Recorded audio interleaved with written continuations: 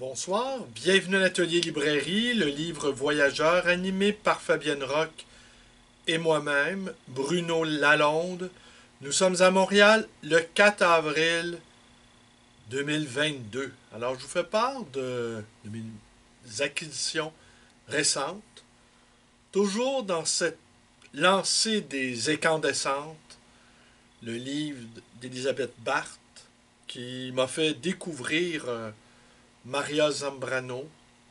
Et donc, je me suis porté acquéreur de quelques livres de Zambrano, dont ceci, L'homme et le divin, que je vais lire dans les prochaines semaines, que je vais lire et que je vais méditer. Car étant un adepte de la lecture lente, de la lecture macérante, la lecture qui infuse, et je n'irai pas jusqu'à lire 60 à 60 reprises la mort de Vladimir Jankélévitch ainsi que l'a fait Serge Bouchard, mais je comprends parfaitement cette démarche d'écriture, de lecture qui pourrait s'apparenter d'une certaine manière à l'oraison et à la prière. Et peut-être que la lecture serait une forme de prière profane, une sorte de manière d'entrer en relation avec des parties invisibles de soi ou la partie invisible du monde, des choses qui nous sont cachées, des choses qui sont secrètes, mais qui existent, qu'on ne voit pas, mais qu'on peut peut-être à certains moments ressentir. Des moments d'abandon, des moments de lâcher prise, des moments où tout à coup nous avons la possibilité d'entrer dans un plan supérieur. Et peut-être même, d'une certaine manière, de capter les essences telles que, telles que le voyait Platon, qui considérait que les essences, autrement dit les idées, étaient plus réelles que le réel. C'est nous qui avons une vision euh, bêtement, platement matérialiste. Et ce matérialisme-là est une sorte de prison pour l'esprit. La créature humaine aspire à la transcendance. Mais l'époque est extrêmement trouble. Elle est même plus que trouble. Parce que ce que Jacques, qui est venu à la librairie hier, m'a fait une observation qui m'est restée. Observation que je partage également concernant l'agression russe en Ukraine. Et lui, il disait qu'il y réfléchissait beaucoup, qu'il se renseignait sur ce qui se passe et qu'il refusait la banalisation de l'événement. Et qui avait peut-être l'impression même de cesser d'y réfléchir ou de prendre une distance par rapport à l'événement. Je n'irais pas jusqu'à dire qu'il parlait de trahison, mais une sorte d'abandon, assurément.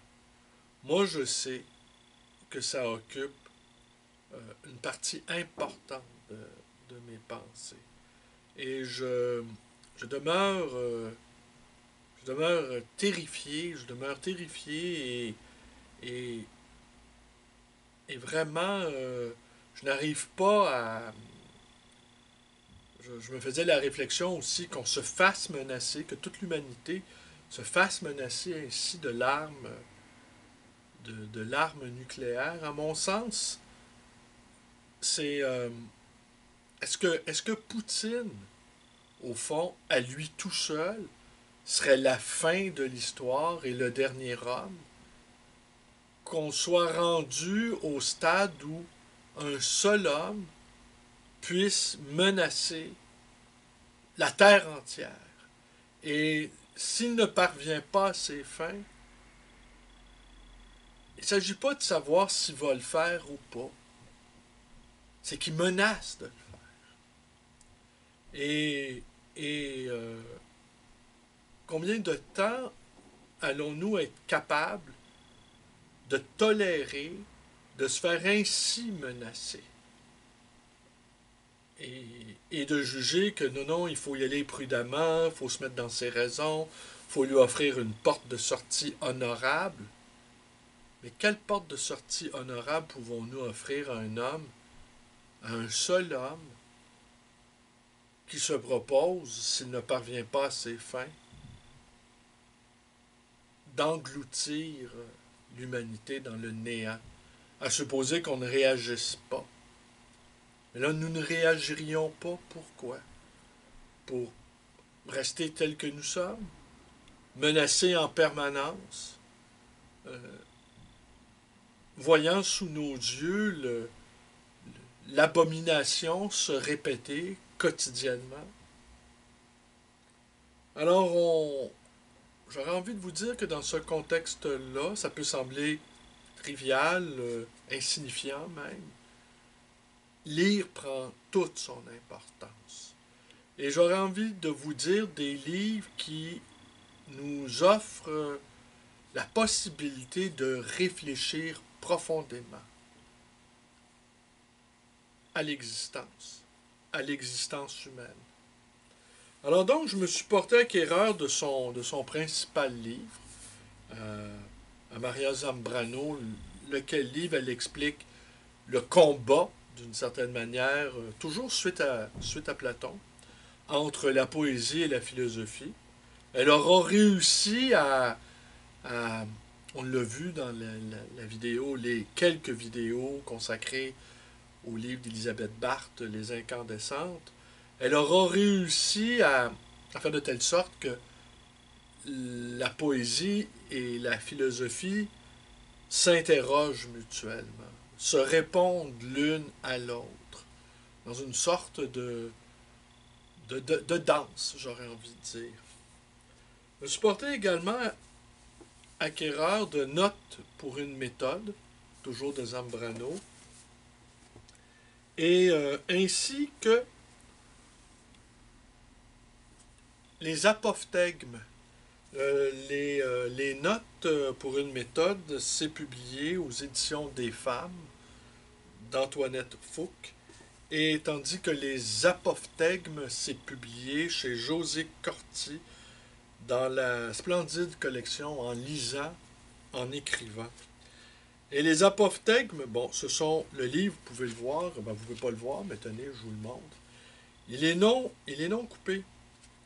Alors, je vais peut-être vous en couper une page ou deux sous vos yeux. Je ne sais pas si vous entendez le son. Alors, est-ce que c'est le premier apophthegme? Oui.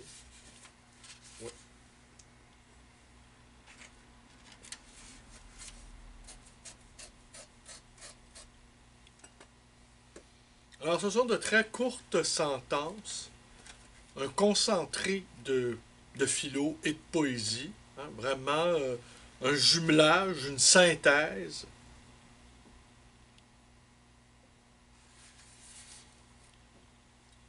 Une culture dépend de la qualité de ses dieux.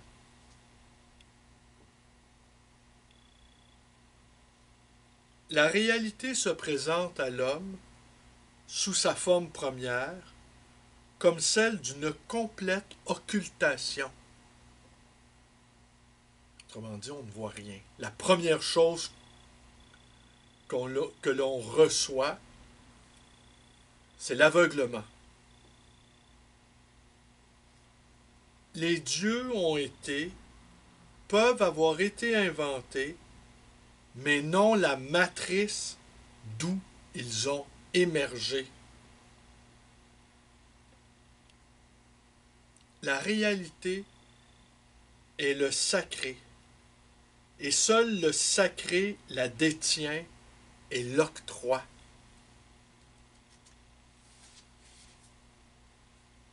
Le questionnement suppose l'apparition de la conscience.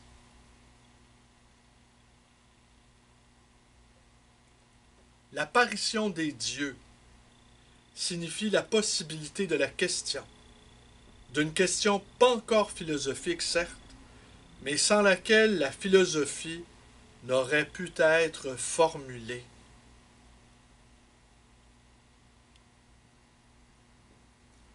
L'effort majeur de la philosophie a toujours été de neutraliser les effets des dieux.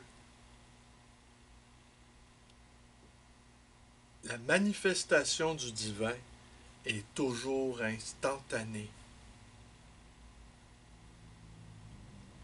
La notion d'instant dans la vie très moderne vient du divin ou de ce qui en résulte. La joie, les rares instants de joie équivalent dans la vie simplement humaine aux instants marqués par l'apparition des dieux quand à la fin, cédant au sacrifice, ils se laissent voir.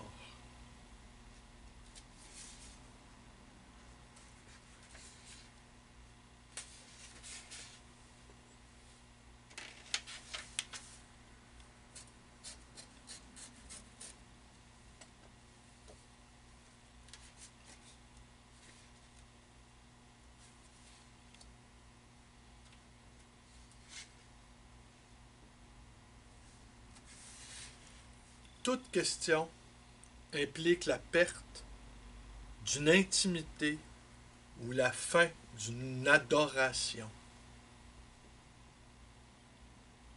J'aurais envie de dire, il ne faut pas rompre le charme. Cette capacité à ne plus bouger, à faire stopper le marmonnement, à faire stopper le mental qui incessamment tourne et retourne et se retourne sur lui-même.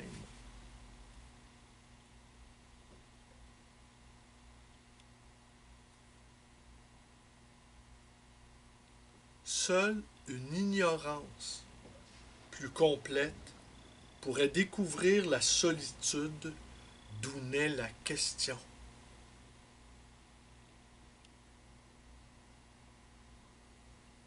Dans tous les moments de naissance ou de renaissance de la philosophie, on a vérifié un retour en arrière à l'obscurité originelle.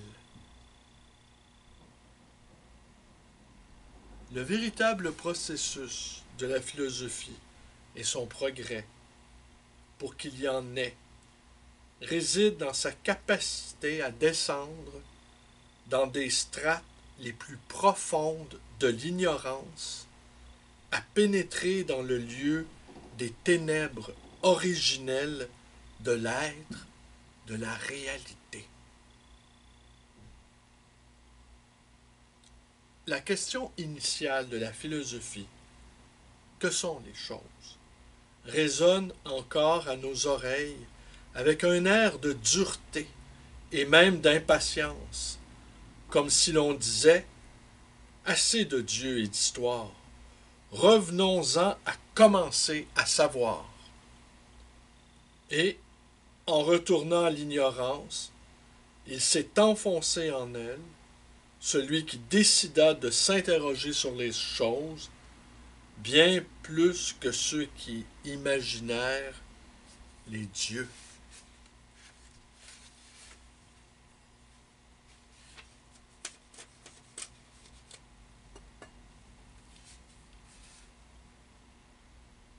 La question, le quoi, et le réveil de l'homme. Je me souviens que dans une de ses leçons, Ortega y Gasset attribuait la différence entre le dire du poète et le dire du philosophe à l'absence de responsabilité du premier. La parole de la poésie tremblera toujours sur le silence, et seule l'orbite d'un rythme pourra la soutenir. Plutôt que le logos, c'est la musique qui triomphe du silence. Et la parole, plus ou moins issue du silence, sera contenue dans une musique. La prouesse de la philosophie grecque fut de découvrir et de présenter comme sien cet abîme de l'être situé au-delà de tout être possible, ce qui est la plus poétique des réalités, la source de toute poésie.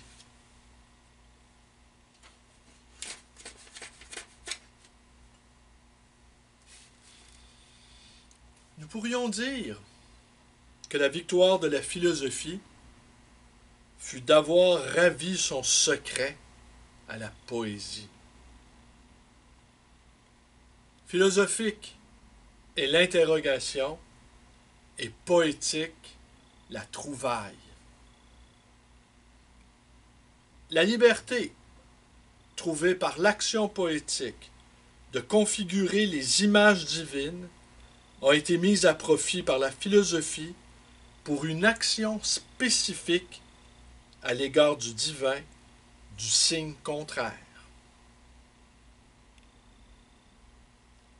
La transformation du sacré en divin, en la pure unité du divin, fut l'action entre toutes de la philosophie. Parfois, sous les plus froides et claires pensées, coulent les sentiments les plus passionnés.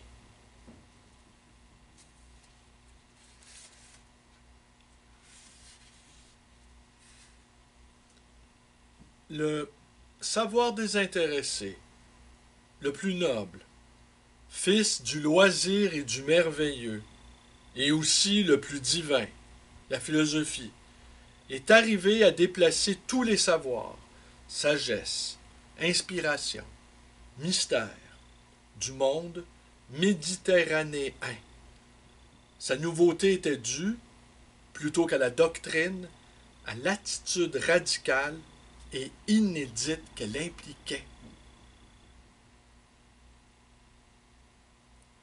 L'éblouissement produit par la découverte des objets mathématiques en vient à avoir un caractère extatique. La musique orphique et le gémissement se résolvant en harmonie, le cheminement de la passion indicible de s'intégrer à l'ordre de l'univers.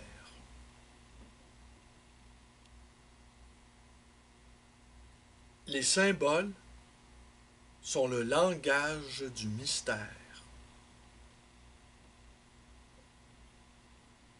S'abîmer dans le rêve est l'origine de la musique et de la poésie. S'abîmer dans le rêve, c'est délirer.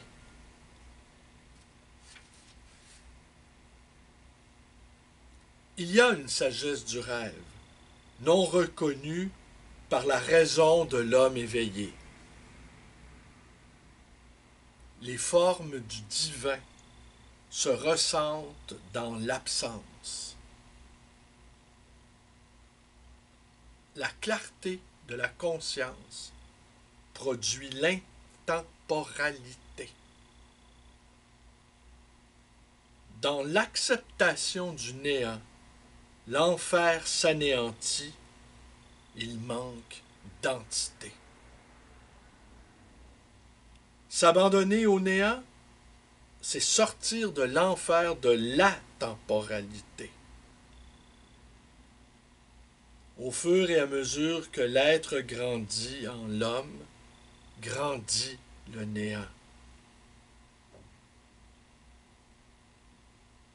Celui qui prétend être absolument finit par se sentir néant. Alors, c'était quelques apophthegmes de Maria Zambrano, publié chez José Corti. Alors, je vous remercie d'être avec moi. Demain, je vais continuer avec Maria Zambrano et je vais vous lire un passage. Je vais essayer de vous commenter de manière un peu intelligente. L'agonie de l'Europe, publié aux éditions Circé. Et c'est mon ami Robert Hébert, qui est un sacré lecteur, qui me l'a proposé. Alors, je vous remercie d'être avec moi. Portez-vous bien et à demain.